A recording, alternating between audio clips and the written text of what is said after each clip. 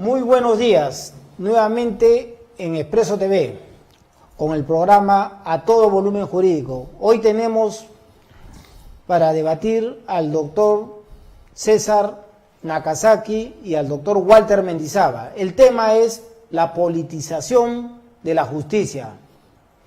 Doctor Nakazaki, la primera pregunta, ¿nos podría explicar qué es el lavado de activos? El lavado de activos es un delito que se realiza en varias etapas y tiene dos propósitos: lavar dinero sucio, lavar dinero de origen delictivo para proporcionarlo posteriormente al delincuente o a un tercero para que lo pueda utilizar como si fuera dinero limpio. Si los amigos recuerdan la película famosa de Cara Cortada, ahí hay un abogado que se hace rico precisamente por ser lavador de activos. Cara Cortada, lo que obtenía por el narcotráfico se lo daba a este banquero de Miami, y este banquero de Miami tenía que darle apariencia de legalidad para que Cara Cortada lo pueda disfrutar. Ese es el lavado de activos. Doctor, en los casos de las aportaciones a los partidos políticos, tanto a Ollanta y a Nadine Heredia, a Keiko Fujimori, a Susana Villarán y también a Pedro Pablo Kuczynski, ¿existiría el lavado de activos? Es importante trabajar el tema de el financiamiento de las campañas políticas, porque precisamente la criminalización de estos temas creo que es la verdadera causa de la guerra política institucional que vivimos entre el fiscal de la nación, el Congreso y el gobierno. Entonces, lo primero que hay que entender es que nosotros somos una sociedad informal. Hay minería informal, hay comercio informal, hay transporte informal, hay ejercicio profesional informal. El 80% de nuestra economía es informal y por tanto, en el Perú, como había que tomar dos grandes sistemas, o es un financiamiento público y las actividades políticas las financia el Estado peruano, o se deja la buena de Dios a cada partido que haga su financiamiento. En ese caso, primer punto, el financiamiento de los partidos políticos en el Perú es informal. Y siendo informal, tiene que ser examinado a partir de lo siguiente. Cuando un aporte de campaña se realiza, la primera gran pregunta es, ¿qué cosa es el aporte de campaña? Un contrato de donación. Eso es un aporte de campaña, y me gustaría que todas las personas que han analizado esto, si alguna arrancó por la letra A, es un contrato de donación. Y si es un contrato de donación, se rige por el Código Civil. Otra cosa es el registro de la donación. El contrato, el aporte de campaña es un contrato de donación que se rige por el Código Civil. El donante, la persona que aporta, puede poner condiciones. Así como José de la Ribagüero le dijo a la católica, ¿quieres todo mi patrimonio? Tienes que ser vinculada a la Iglesia Católica. Si te gusta, tienes mi patrimonio, si no, no lo tienes. Acá, el aportante puede poner condiciones, el donante, y decir, no quiero que se identifique que yo soy el donante. Una cosa muy sintomática, y justamente hablando sobre lo que muy bien hace ver al doctor Nakazaki, es respecto a este aspecto de donación.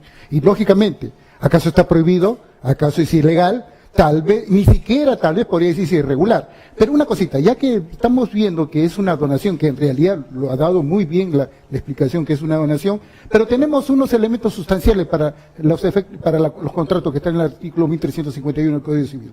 Por ejemplo, que es el acuerdo de todos o más parte a fin de crear, regular, modificar, distinguir relaciones jurídicas patrimoniales. Sí, en la donación también, pero téngase presente que es un contrato típico, pero que tiene que tener la ascendencia, la base estructural de ¿qué? Manifestación de voluntad, que lo hubo, sujeto capaz, que sí lo hubo, objeto física y jurídicamente posible, sí lo hubo. Cuidado, que acá me queda algo, fin lícito. La causa justificante en todo caso de esos aportes que podrían ser, por ejemplo, muy bien podría ser de mí, yo aporto y oiga, si yo estoy aportando, yo soy una persona creíble. Pero otra cosa que aporte, pues, un delincuente miembro de los destructores, por ejemplo. Por eso es que si es un contrato y el donante puede condicionar que no se identifique su condición de donante, para saber si es lavado de activos, entramos a lo que acabas de decir. Una vez que se ha establecido que el donante aparente que está en el padrón electoral no es el real, entonces viene la obligación del investigado de revelar quién es el donante real. Mosca Loca. Si es el narcotraficante Mosca Loca, su patrimonio es ilícito, lavado de activos. Pero ¿quién es el donante real? Pedro Brescia. El origen de su patrimonio, bueno, millones de industrias que conocemos, el origen es legal, no es delito. Ni siquiera falsedad, porque es una simulación y la simulación está permitida por el Código Civil. Sí, simulación relativa. Bueno. Sí. Doctor, es simulación relativa porque hay el contrato de donación, pero lo único que no hay es el tema de quién es el donante. Pero en la tipicidad subjetiva tenemos el dolo o el dolo directo o el dolo eventual, cuyo origen ilícito debía conocer o presumir la persona que recibe el dinero. En este caso, podían presumir que el dinero que estaba donando Odebrecht a las campañas electorales venía de una procedencia ilícita, de un negocio ilícito. Ahí entramos a otro tema. Entonces, ya hemos marcado la primera línea, hay contrato de donación, se puede ocultar quién es el donante. Una vez que se conoce, entramos a el origen legal o ilegal. En los casos de Lava Jato, donde la única empresa brasilera con la que se ha hecho investigación es Odebrecht, ¿se ha demostrado el origen ilícito del dinero aportado por Odebrecht? No, porque acá se ha partido de un gran error, confundir origen con finalidad. Si en este momento cualquiera de los tres que nos ganamos el pan con el sudor de nuestra profesión, salimos a la calle y encontramos a un policía poniéndonos una multa y lo sobornamos, la finalidad del dinero es ilegal, es un delito, pero el origen del dinero es nuestro trabajo. ¿Qué se conoce? Que Odebrecht creó un departamento de operaciones estructuradas y que ese dinero se utilizó para sobornar a Lula. Eso es lo que se conoce. Pero quien envía el dinero acá no es Lula, que sí sería efecto del delito del soborno y se habría un caso claro de lavado. Quien envía el dinero es Odebrecht, cuya finalidad del dinero es sobornar en la región, sí. Pero ¿cuál era el origen del dinero que ingresó al Departamento de Operaciones Estructuradas? Marcelo Odebrecht dice equilibrios financieros, equilibrios tributarios y no dice más. ¿Vamos a Jorge Barata? No sé. ¿Vamos a Mameri? No sé. Y se empieza a entender recién ahora, por eso es que no se acusa, porque como recién ha llegado la información de Brasil, recién entendemos que hay un departamento de operaciones estructuradas. Revisen el caso más antiguo, el de Ollantumala. Vayan a la disposición con la que se inició el caso y no van a encontrar la frase operaciones estructuradas. No tenían la menor idea, porque no venía la información de Brasil. Entonces lo que se conoce hasta ahora es que al Departamento de Operaciones Estructuradas ingresaba dinero que se utilizaba para sobornos. Pero ¿cómo Odebrecht generaba ese dinero? A través de sobrecostos, obras con precios ficticios, no está establecido ni en Brasil ni en el Perú. Cuando se da la caja 2, sí, si bien es cierto, había una caja 2 porque derivaba para efectos... Caja 2 es sinónimo del Departamento de Operaciones Estructuradas. Lógicamente para que entiendan nuestros televidentes. Cuando se remite el dinero a la caja 2, claro, lógicamente podría ser, es lícito porque, oye, son de operación, ¿acaso yo estoy diciendo para que delincas, oye, cajita 2? No, señor. Lo que pasa es que cuando se remite después al Perú, y para efecto los 2 millones a la señora Villarán, o 1.800.000 a la señora Keiko, dice a su vez, hasta Alan García que está implicado, yo no sé por qué lo han sacado a la señora Delgado, la fiscal, porque en medio de la operación, cuando están haciendo el allanamiento, lo saca el señor fiscal de la Nación, cuando justamente iba a hacer las declaraciones de AG, por el caso justamente de Barata. Entonces, ¿qué es lo que pasa? Que cuando ese dinero ingresa al Perú, ahí se configura el lavado de activos. ¿Por qué? Porque justamente decía, por ejemplo, el congresista actualmente, que se fue en San Martín, no decía que hasta el cocinero les hizo firmar como aportantes. Entonces el lavado de activos con eso de la rifa a los cócteles se establecía, ¿por qué? Porque había una especie de ocultamiento de las verdaderas intenciones, pero había lavado de activos. O sea, porque en medio por esta organización criminal, lo que hacía es pues tener un dinero ilícito, el lavado de activos, al margen de la caja 2, que ya se contaminó por el hecho mismo de la causa justificante que estamos hablando hace un momento. La caja 2 ya está contaminado por el elemento de la finalidad. A ver, vamos por partes. Si yo entrego el dinero como soborno, el lavado de activos se configura porque el soborno que ya tengo en el Perú lo lavo. De acuerdo totalmente. Si yo demuestro Odebrecht, no me interesa cómo hizo su dinero Odebrecht. Lo cierto es que Odebrecht sobornó al presidente García y el presidente García le dio la obra, ahí estamos de acuerdo. Pero, si viene, por ejemplo, en el caso de Ollantumal y dice, yo entregué dinero para soborno, no señor, yo lo entregué obligado porque el PT me exigió que le entregue dinero para ayudar a su hermano político, el Partido Nacionalista. ¿Estás seguro que no le entregaste para ningún soborno? Ninguno, porque fue el peor presidente, me trató muy mal y no me dio nada. Si vas a utilizar el testimonio de Marcelo Odebrecht o de cualquier brasilero, no eres un sastre que puedes cortarlo por la mitad. Y el gran problema de los testigos brasileros es que solo reconocen aportes de campaña. Dos casos han reconocido sobornos. Toledo, la Interoceánica y el viceministro del tren eléctrico y el viceministro del gobierno aprista. Ahí reconocen haber sobornado. En los otros casos no. Entonces es bien importante la reflexión que haces. Si se establece que se sobornó, los efectos del soborno ya acá son lavado de activos. Pero si no demuestras ningún delito acá, solo que el brasilero te entregó, entonces primero tendrías que demostrar origen ilícito y segundo, para no dejar la pregunta sin respuesta, que además del origen ilícito, desde el Brasil, ya no acá, sabías que te lo entregó alguien que maneja dinero ilícito. Y ahí tenemos que remontarnos al 2011. Y voy a poner unos ejemplos bien concretos.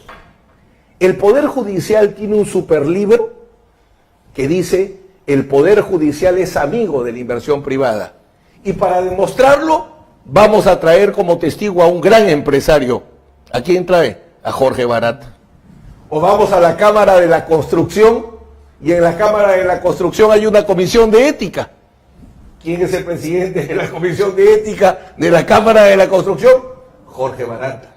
Entonces hay que analizar a Odebrecht en el 2011, no ahorita. Y ahí creo que el dolo se va a discutir. Claro, si analizamos el 2006, el 2011, la empresa Odebrecht era una de las empresas más prestigiosas que había en el país. Yo creo que los que recibieron dinero en esa época, dudo que hayan supuesto que ese dinero era ilícito, porque era una de las empresas. Entonces, la tipicidad subjetiva se caería, porque tendrían que haber tenido conocimiento o debían haber presumido de que el dinero que recibían era de un acto ilícito, de secuestro, tráfico ilícito de drogas, etcétera. Ahora, para que se pueda demostrar acá en el país, doctor, que es lavado de activos, ¿qué se tiene que demostrar? ¿Qué tiene que demostrar el fiscal de dicho dinero que recibieron? ¿Qué tendría que demostrar? ¿Cuál sería el meollo del asunto? La operación patrimonial de compraventa de una casa o un depósito bancario tiene que ser delito por dos razones. Esta operación patrimonial es delito porque el origen es ilícito y porque quien lo recibió sabía que era de origen ilícito. Y ahí el juez Concepción, en el caso del auto contra Keiko Fujimori, cita a mi tocayo y querido amigo César Azabache en una reflexión que él hace donde él dice: hay dos indicios muy importantes para demostrar el origen ilícito: la clandestinidad y la significancia de lo que se aporta. Pero no lo entendió bien a César, porque César lo que dijo es: estos son dos eslabones, pero no forman la cadena. Porque si don Pedro Brescia, que en paz descanse, viene con 5 maletas y me dice: quiero que quiebres a mi enemigo, toma tus 5 maletas, son $3 millones. ¿Es clandestino? Es clandestino. ¿Es significativo? Recontra significativo. Pero ¿de dónde yo saco que Pedro Brescia podría provenir ese delito de origen ilícito? ¿Por qué no viene de Cemento Pacalmayo? Entonces, el juez Concepción, que es más fiscal que juez, y malinterpreta a mi tocayo. 2 eslabones, sí, claro, si es clandestino y es un montón de plata, son 2 eslabones. Pero para condenar a una persona no bastan 2 eslabones, hay que armar toda la cadena indiciaria.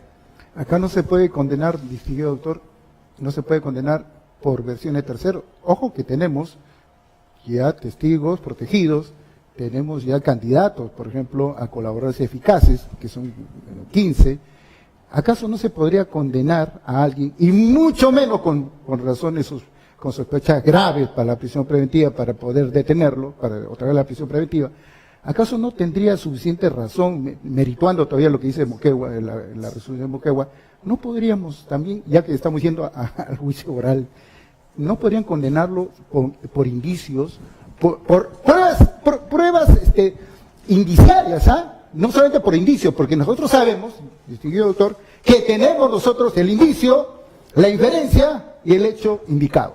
Entonces, ya la Corte Interamericana, ya el Tribunal Europeo de Derechos Humanos, ya también acá en el Perú se ha condenado a personas con prueba indiciaria. Y bien condenados, porque la reina de las pruebas del proceso penal es la prueba indiciaria. La prueba más importante de un proceso penal es la prueba indiciaria. Por eso yo le jalo la oreja a mis amigos que hacen procesal civil cuando el indicio lo han puesto como sucedáneo de prueba en el Código Procesal Civil, siendo la prueba más importante, sino que bueno, ellos tienen más facilidades para probar. Pero yo no pongo en discusión alguna que la prueba indiciaria sirve para probar cualquier delito, pero hay que armar la cadena indiciaria. Indicios contingentes, indicios necesarios. Si son indicios contingentes, que son con los que normalmente trabajamos, lo amenazó un año antes, le encontramos el pañuelo al lado del cadáver, y si vamos construyendo la cadena, sí podemos condenar. Lo que yo señalo, y es, bueno, en el... ¿Leves y graves? Graves. Consistentes para partir de cada eslabón decir, esta es la cadena. Pero lo que a mí me preocupa es este masacre que se hace a la prohibición de la prueba ilícita. Que eso es constante en la historia de la sociedad. Como es muy útil, no importa cómo se obtuvo. Los amigos dirán, prohibición de prueba ilícita, ¡ay, está el legulero! Señores, esto se creó para que no haya tortura, les recuerdo. Porque antes todo el que entraba a la policía salía acariciado y todos salían confesos. Entonces, ahí es donde veo el problema. Tú bien has señalado, colega, el tema del famoso testigo protegido, que es el testigo estelar con el que Keiko Fujimori está en la cárcel. ¿Cómo el juez? Y el juez Concepción ha confesado. Él ha dicho, yo no tengo que hacer control de legalidad. Me están exigiendo a mí un mini juicio, eso es para el juicio. Yo no tengo que hacer control de legalidad. O sea, un juez que ha creado una etapa del proceso donde es sin ley, es tierra de nadie. Y es bien fácil como esto. Testigo protegido. Voy al Código Procesal Penal y veo cuáles son las medidas de protección. ¿Hay alguna medida de protección que diga, para protegerlo no podrá ser interrogado por nadie? No, esa medida no existe. ¿Y por qué no existe? Porque si no hay entrevistado, no hay entrevista. Si no hay interrogado, no hay testimonio. Entonces, la protección es, lo van a interrogar, pero nadie va a poder conocer quién es. Entonces voy a crear mecanismos de distorsión, claves, etcétera, y ustedes no sabrán quién les pega. Y con esa limitación lo interrogan. ¿Algún testigo protegido ha sido interrogado por la defensa? Ninguno. Doctor, el fiscal testigo solito. protegido? No, la protección es no identificación. La Porque protección cabe la- no es que no haya interrogatorio. Porque cabe la adversabilidad, pues. Y porque el testimonio es como si hubiese una pericia sin dictamen pericial. Un testimonio sin interrogatorio, y el interrogatorio lo construyen las partes. No hay interrogatorio de uno. Es como un partido de fútbol de uno. La jugada fluye de un partido. El testimonio fluye del interrogatorio de las partes. Y acá ninguna parte lo ha interrogado. Esa es prueba absolutamente nula. Doctor, ahí en el testigo protegido, yo tengo conocimiento que un testigo es el que ve, el que escucha, el que le dijeron por tercera persona que hay un acto ilícito, un acto doloso, un acto delictivo. Pero aquí, en el caso de este testigo protegido, ha sido miembro, ha participado supuestamente en los actos delictivos, en el pitufeo, en recolectar gente, toditito. Entonces, no sería testigo protegido, sería colaborador eficaz. ¿Qué pasó ahí? Ya, vamos. Hay varias posibilidades. Yo puedo ser un aspirante a colaboración eficaz y empiezo a negociar un acuerdo de colaboración eficaz. Pero en el camino negocio con el fiscal ya dar un testimonio formal. Porque el fiscal lo necesita. El fiscal me dice, mira viejo, yo no te puedo esperar un año para negociar. Tú quieres reconocer coima solo en 8 obras y en realidad yo tengo 25. Por eso es que hasta ahora no cierra Odebrecht. Entonces, bueno, dame una señal de buena voluntad. Declara como testigo. Ah, declaro como testigo. Ya, pero declaro como testigo protegido. Para no darle identidad. ¿Y dónde vendría el negocio? Que si ese testimonio nunca se revela la identidad, no sirve para condenar. No sirve para que haya prisión preventiva. Sirve para que haya proceso, para que se investigue. Pero no sirve para condenar. No sirve para la prisión preventiva. Entonces digo, te doy por mientras esto y yo voy a declarar. Pero tengo que declarar. Acá no, acá están haciendo caballazos. Testigo protegido no declara. Y aspirante colaborador eficaz, en vez de hacerlo declarar, miren, la gravedad, y esto está en un reglamento que hizo Marisol Perestillo. ¿Cómo presentan ahora la declaración del aspirante? En mi época, yo como enfrentaba a un colaborador eficaz, Matilde Pinche Pinche, con nombre y apellido, tenía su acuerdo de colaboración eficaz y discutíamos en el juicio y le interrogábamos. Luego dijeron, no, te vamos a enviar la declaración escrita.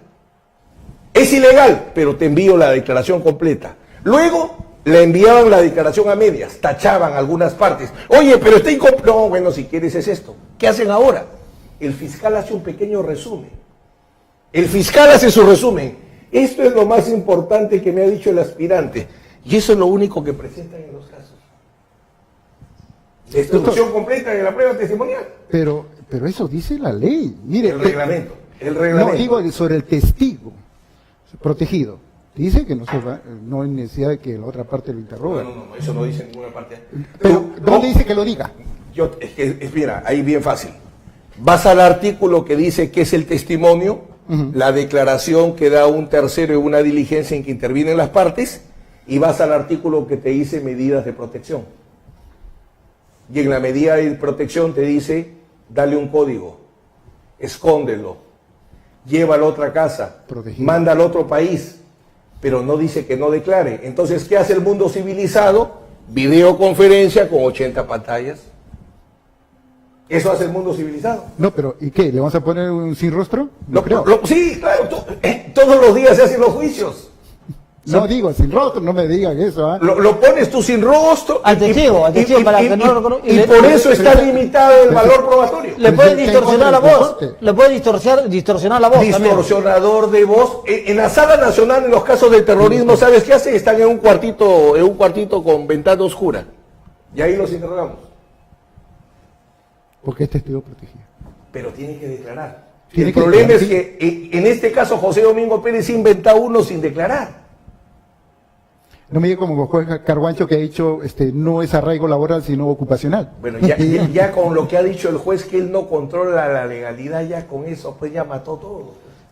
O sea, él ha dicho que como el control de legalidad es en el juicio, entonces la investigación preparatoria es tierra de nadie. A mí me parece que ha sido tal vez una especie bueno, del momento, parece que está escrito, pero parece que ha sido el momento. Yo creo que él se ha confundido con Messi y ha querido driblear los cuestionamientos de legalidad de la defensa. Aunque alguna razón tiene, por ejemplo, distinguido doctor, alguna razón tiene Carguancho cuando dice, oiga, no me confundan el arraigo laboral con el arraigo ocupacional. Alguna razón será, por ejemplo, yo conozco al esposo de cierta señora, donde con 4 meses estudia nocturna y gana un millón de soles.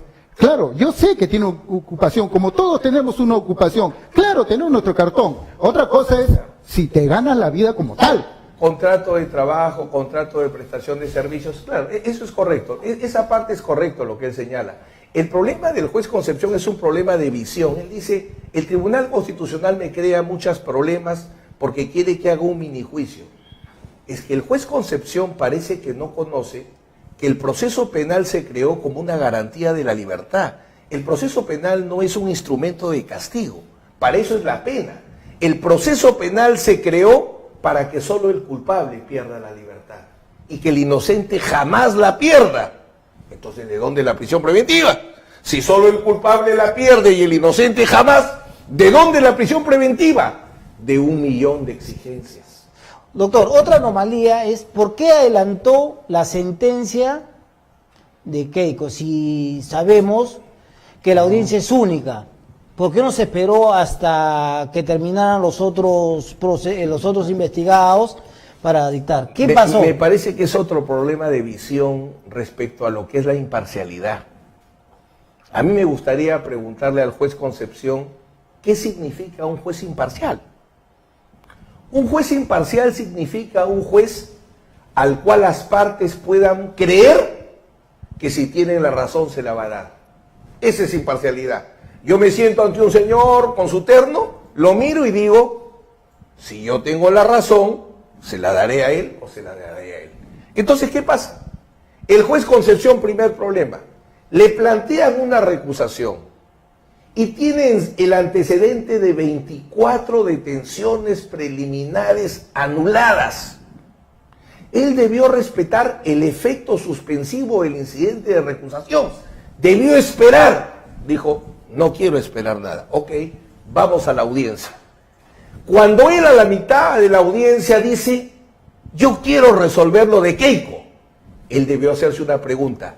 ¿Keiko tiene imputaciones individuales solo de ella?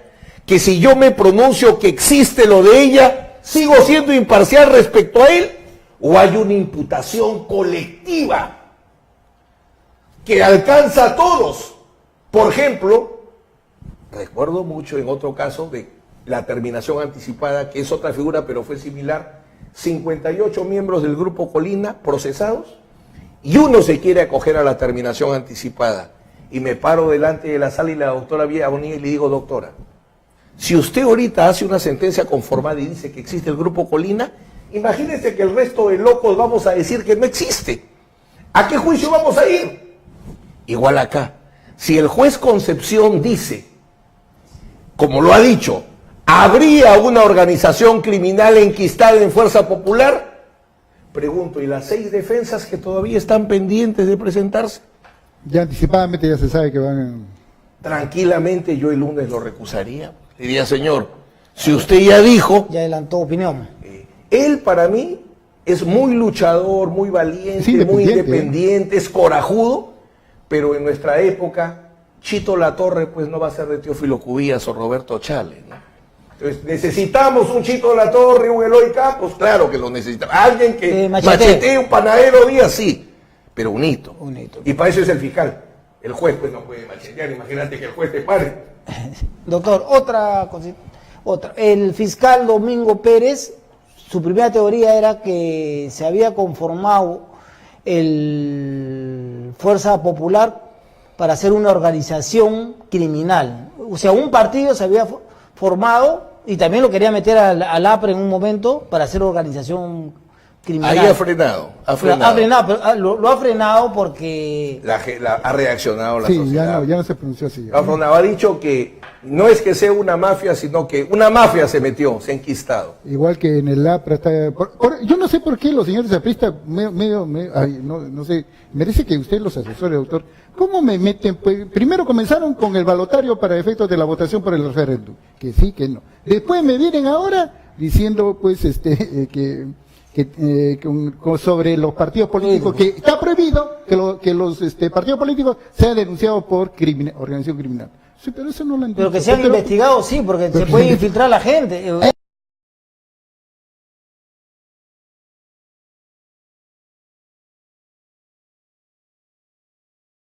Organización puede penetrar y configurarse un delito de asociación ilícita, sí. Eso sí, anticipadamente prejuzgar no, pero en el camino se puede demostrar, por cierto. Acuérdense que Pablo Escobar o los mataba, claro, o hacía sus narcocandidatos también, ¿no? Entonces, el narcotráfico puede penetrar a cualquier actividad legal, ¿no? Doctor, terminada la audiencia de prisión preventiva contra Keiko Fujimori, sale el fiscal Domingo Pérez y ataca al fiscal de la Nación. ¿Qué es lo que está pasando? Bueno, es parte, lamentablemente, de esta guerra institucional donde las personas utilizan la política, utilizan la justicia para solucionar sus conflictos, ¿no? Hay una guerra clara entre el fiscal de la Nación y el fiscal José Domingo Pérez. Hay una guerra declarada desde el primer día que asumió la función. ¿Y por qué ninguno se mueve? Porque uno lo que hace es tratar de mantenerse y el otro me parece que lo cuestiona para tratar de generar que otros lo protejan, ¿no? Entonces, es algo que debería acabar, pero que el Congreso, yo sostengo algo, mientras que no se arregle de la manera más rápida el tema de los casos de financiamiento de partidos políticos, que abarca transversalmente a todos los partidos, va a seguir esta guerra. Esta guerra no es ideológica, no es política. Esta es una guerra para defender sus casos penales. Entonces, por lo menos yo haría esto. Todo lo que es financiamiento de campaña no es delito. Y quedémonos con sobornos. No cabe un juego de ajedrez distinguido, doctor, por ejemplo, ¿no? Digo yo.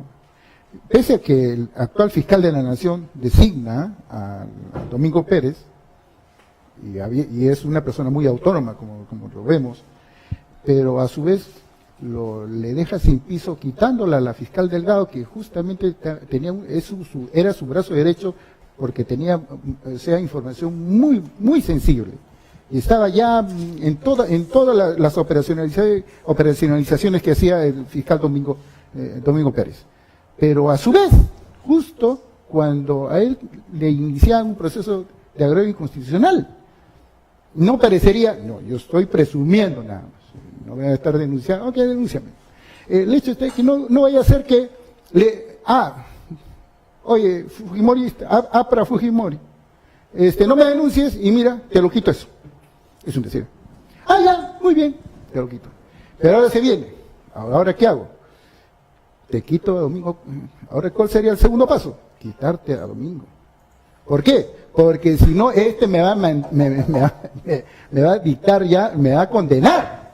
Y es más, va a meter a prisión preventiva, ¿sabe quién? AG. Sí, ¿Por qué? Porque es el próximo. Pero estamos rompiendo el principio de autoridad, yo creo. Yo creo, es como que un comandante salga a hablar mal del comandante general del ejército, de la FAO, de la Marina. O sea, eso sí, pero si fuera solo un tema institucional, que evidentemente el Ministerio Público, uno de sus principios es la jerarquía, a diferencia del Poder Judicial, donde no existe el principio de jerarquía, todos los jueces son independientes, en el Ministerio Público su ley orgánica, unidad, autonomía, pero habla de jerarquía. Entonces, esto debió resolverse el primer día. La primera pregunta que yo haría, si ese fuese el problema, ¿para qué nombró a José Domingo Pérez? Porque quien lo nombra a José Domingo Pérez en el equipo especial es el fiscal de la Nación, Pedro Chávez. Y no quisiera especular por qué lo nombró, porque me iría al ajedrez. Entonces, bueno, ese es un tema. Número dos. Primera declaración, Canal 8. No debe ser fiscal de la nación. En ese momento lo defino. Y no llego a lo que pasó en este último día, que ya es absolutamente inmanejable, porque sale el fiscal José Domingo Pérez con un respaldo. El peligro procesal lo he construido demostrando que la fuerza política está amarrada con el fiscal de la nación para un blindaje. Debe salir. Y el otro contesta en un tuit y ha dicho: José Domingo Pérez es el brazo político del gobierno y tiene amarrado el caso Chincheros. Y el lunes no debería ser fiscal. Pues. Se echa No, ya, bueno, él se quedaría. Pero si fuese un tema institucional, entonces que sea coherente Chávarri, el lunes José Domingo Pérez no podría continuar actuando. Doctor, pero no lo va a hacer porque es un ajedrez. Sí, doctor, Es un ajedrez. hay un problema acá. La gente no conoce mucho el tema del caso Chinchero. En el 2015, la empresa Cundurhuasi tenía que comenzar la construcción del aeropuerto internacional de Chincheros. Resulta que la empresa Cundurhuasi no tenía dinero. ¿Y qué debía hacer el gobierno? Rescindir el contrato, pero hacen una adenda donde el gobierno tenía que meter 80% de la inversión y la empresa Cundurhuasi el 20%. ¿Y quién es el que hace la adenda? La adenda la hace, en ese momento era ministro de Transporte y Comunicaciones el señor Vizcarra. Desgraciadamente, la coincidencia es, ¿no? Por eso renuncia. Y la hacen renunciar. Hay audios donde se demuestra la presión que sufrió en ese entonces el Contralor de la República, Larcón. Entonces, esa adenda era perjudicial, era netamente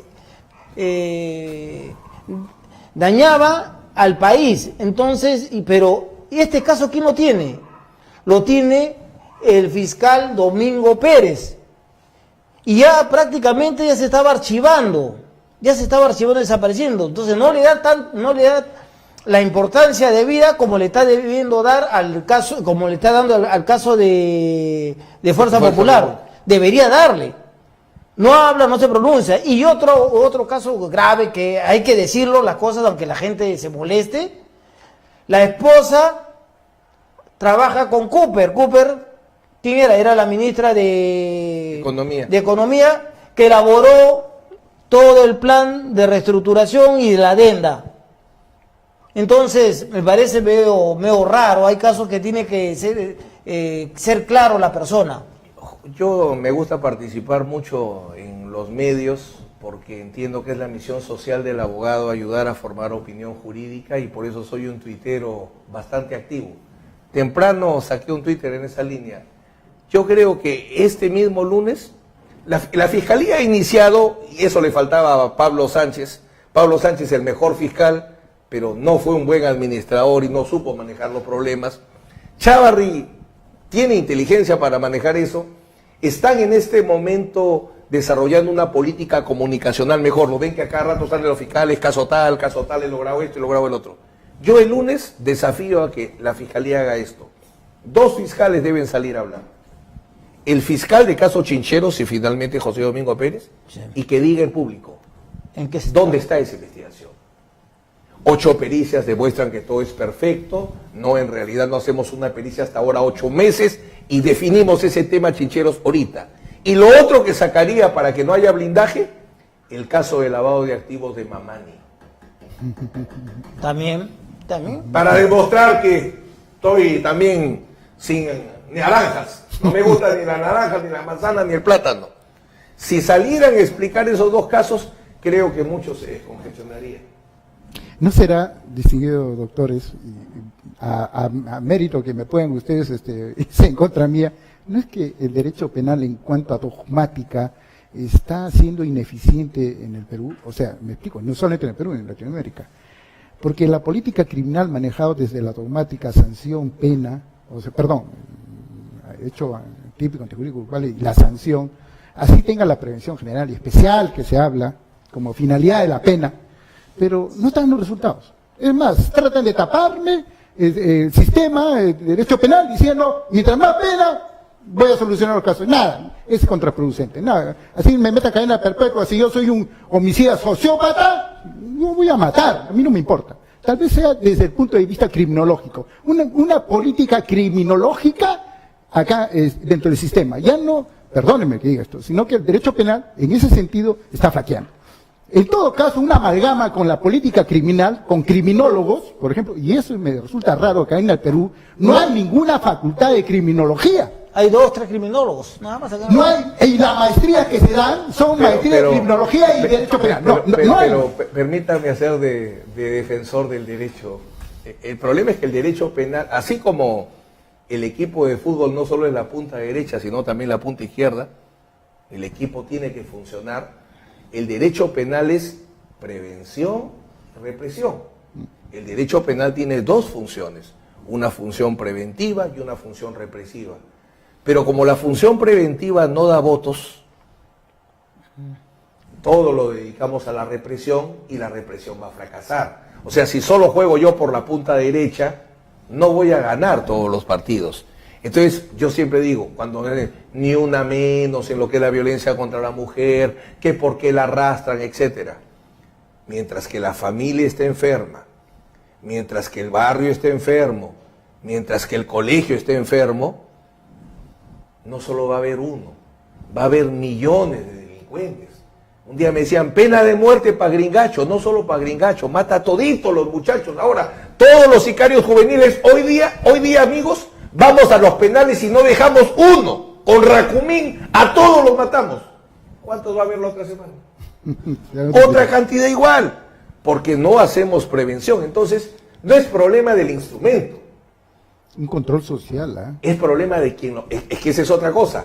El derecho forma parte de un gran mecanismo de control social. Si no funciona la cultura, no funciona la educación, no funciona la religión, el derecho penal va a fracasar, obviamente. Pero doctor, es que los políticos creen que la solución para todos los problemas sociales es el derecho penal. Mayores penas, más cárceles, y no es eso. No es eso. Los políticos, no creo que nos salven. Yo ese concepto viejo recojo, bueno, no tan viejo, de sociedad civil.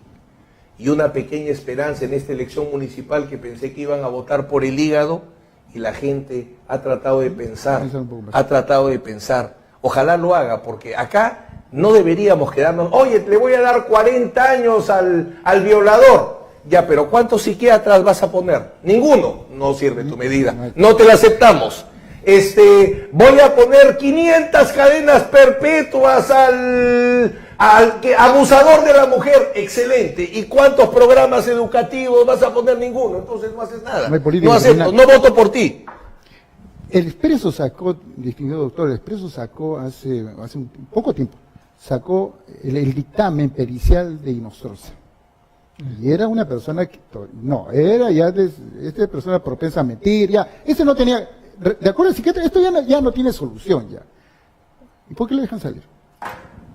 Un psicópata, generalmente, si no hay psiquiatras y no hay psicólogos, ¿cómo detectamos a los psicópatas? Ese es el problema. Mire, no hay política criminal, pero no hay política criminal acá en el país. Entonces tiene que ser prevención y represión. Sí, ¿Represión sola? No. Jamás. Sí, pero si esta política criminal lo hacen los políticos, mejor que no lo hagan. La sociedad. La sociedad. La sociedad es la esperanza. Porque finalmente los políticos no nacen en macetas. Doctor, la última, el estribo, como decimos. ¿Cuándo, para qué año el juicio oral para Ollanta y Nadine? Yo creo que va a demorar, y no por culpa de la Fiscalía, lo que pasa es que por diversas razones, la información... José Domingo Pérez dio una buena lección. José Domingo Pérez no esperó lo que venga de Brasil, que le llegó al final. Él lo que se fue es a cada aportante. Más allá si está equivocado el que el hecho es delito, no, pero sí resalto su técnica de investigación. Él dijo, arranco con lo que tengo.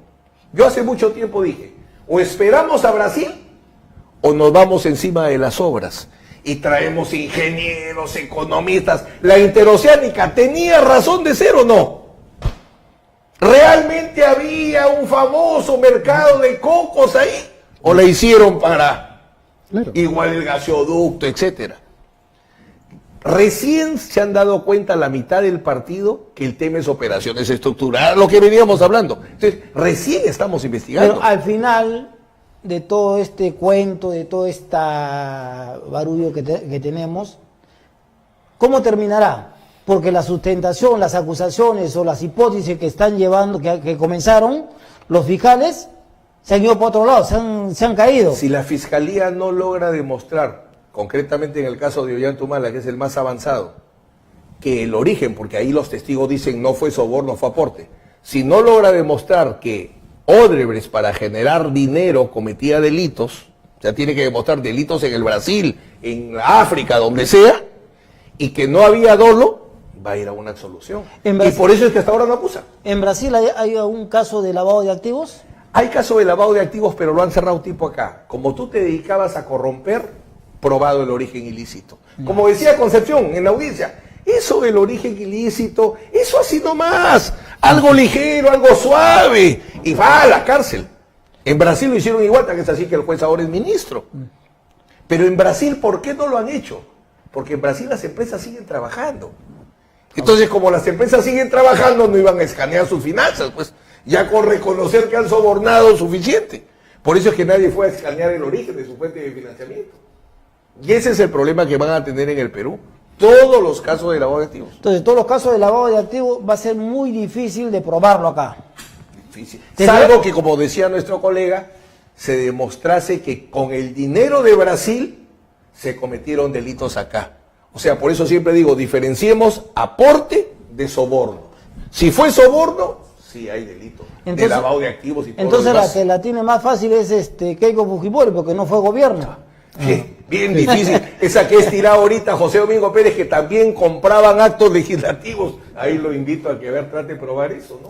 Ojalá que aplique la prueba, ¿cómo se llama? La pérdida de dominio, esa ley de 2012, solamente tengo 20 casos nada más. Ahí es donde le duela, donde le duele. Pero ahí hay un temita, tiene que ser imposible un proceso penal. Gracias a todos nuestros cibernautas y será hasta la próxima semana con A Todo Volumen Jurídico. Gracias, doctores. Doctor Susana Nakasaki. Muchas gracias. Gracias.